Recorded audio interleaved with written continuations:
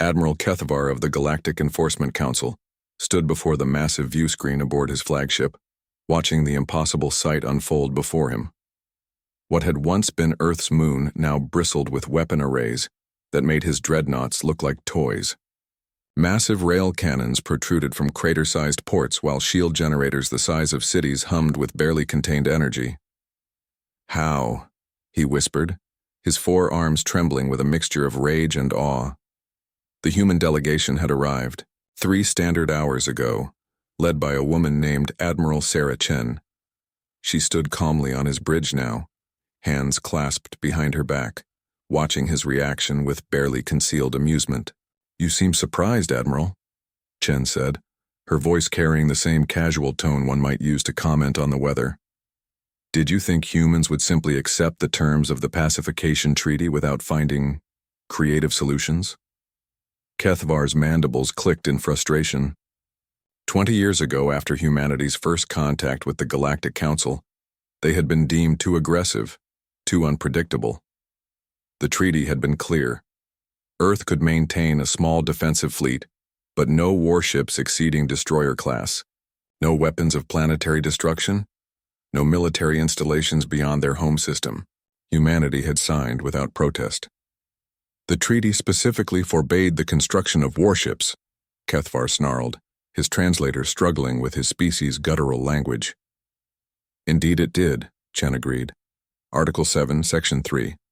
"The human species shall not construct, maintain or operate any military vessel exceeding 1.5 kilometers in length or bearing weapons capable of planetary bombardment."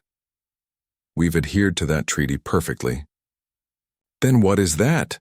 Kethavar gestured wildly at the transformed Luna. "That," Chen smiled, "is not a warship. It's a planet, a very well-defended planet." The implications hit Kethavar like a plasma bolt to the thorax. While the Council had forbidden humanity from building large warships, they had said nothing about modifying existing celestial bodies. Humans, with their characteristic stubbornness, had simply thought bigger. "Impossible," he breathed. "The engineering challenges alone were considerable," Chen admitted. "But you underestimated human ingenuity. Did you know that our asteroid belt contained enough raw materials to build 1,000 dreadnoughts? Of course, we couldn't build dreadnoughts, so we decided to build something else entirely." On cue, new contacts appeared on Kethavar's sensors. Dozens of asteroids, previously thought to be nothing more than space debris, suddenly lit up with massive engine signatures. Each one was armed with enough firepower to level a city. "Mobile asteroid fortresses," Chen explained helpfully. "Technically, not warships, as they're naturally occurring celestial bodies that we've simply enhanced." Our lawyers were quite thorough in their interpretation of galactic law. Kethavar's second-in-command, a pale Etherian named Zixla, floated closer to his side. "Admiral," she whispered, "the energy readings are off the charts. That moon has more firepower than our entire battle fleet." But Chen wasn't finished. "Oh, and there's Mars." The red planet shimmered on the view screen, and Kethavar's heart sank further. The entire planetary surface was covered in launch tubes. As they watched, thousands of what looked like missiles emerged from the planet's surface, but these weren't ordinary projectiles. "Kinetic bombardment platforms," Chen said conversationally. "Each one is essentially a guided asteroid moving at relativistic speeds. Mars can launch approximately 50,000 of them every 10 minutes. Quite the defensive capability, don't you think?" "This is madness," Kethavar whispered. "You've weaponized your entire solar system." "Only the uninhabited portions," Chen corrected. "Earth itself remains peaceful, as per the treaty. We're a civilized species after all." Zixla was frantically working at her console. "Admiral, I'm detecting massive gravitational anomalies throughout their system. It's as if they've created artificial gravity wells," Chen finished. "We learned so much from your own technology after first contact. It turns out humans have a gift for taking existing concepts and pushing them to their absolute limits. Why build a gravity weapon when you can simply grab a few small black holes and position them strategically throughout your system?" The bridge fell silent except for the hum of life support systems. Kethvar realized that humanity hadn't just found loopholes in the treaty. They had completely redefined the nature of warfare itself. "What do you want?" he finally asked. Chen's expression grew serious. "What we've always wanted, Admiral. To be left alone.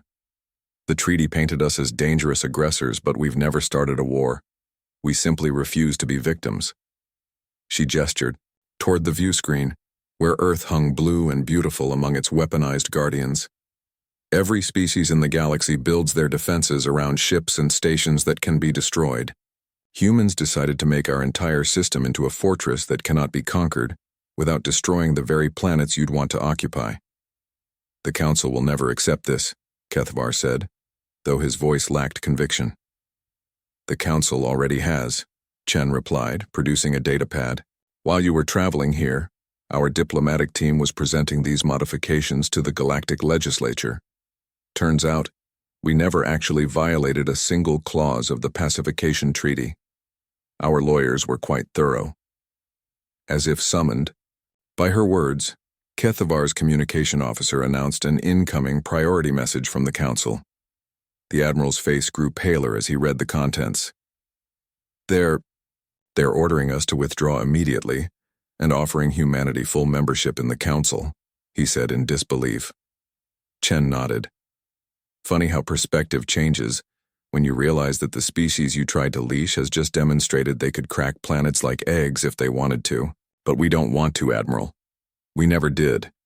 We just wanted to make sure nobody could force us to." As Kethvar's fleet began its long journey home, he couldn't shake the image of Earth's transformed solar system. Humanity had been forbidden from building warships, so they had built something far more terrifying: planets that could fight back. The galaxy would never underestimate human creativity again.